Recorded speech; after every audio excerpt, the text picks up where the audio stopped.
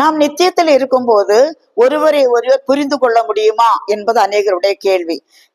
வேத ஆதாரத்தின்படி நிச்சயம் நாம் புரிந்து கொள்ள முடியும்.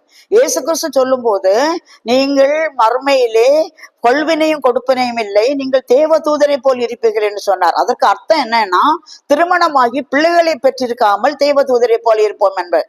ஆனால் நிச்சயமாகவே நாம் ஒருவரை ஒரு புரிந்து கொள்ள முடியும். ஏனென்றால் இயேசு கிறிஸ்து மத்தேயு 17ஆம் அதிகாரத்தில் மறுரூபமாக்கப்படும் போது மோசேயும் எலியாவும் பழையற்பாட்டு கால பரிசுத்தவான்கள், பேதுரு, யாக்கோபு, யோவான், இயேசுவின் காலத்தில் உள்ள சீஷர்கள், இவர்களுக்கு இயேசுவோடு பேசினது எலியா தான், மோசே தான் என்பது எப்படி தெரியும்?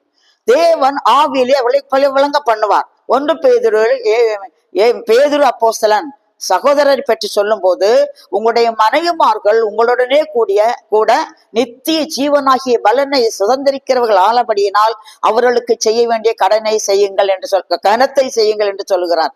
எனவே நிச்சயமாக மர்மையிலே நாம் தெய்வ பிள்ளைகள் ஒருவரை ஒருவர் புரிந்து கொள்வோம், சந்திப்போம், ஆசீர்வாதமாயிருப்போம். சந்தேகமே இல்லை.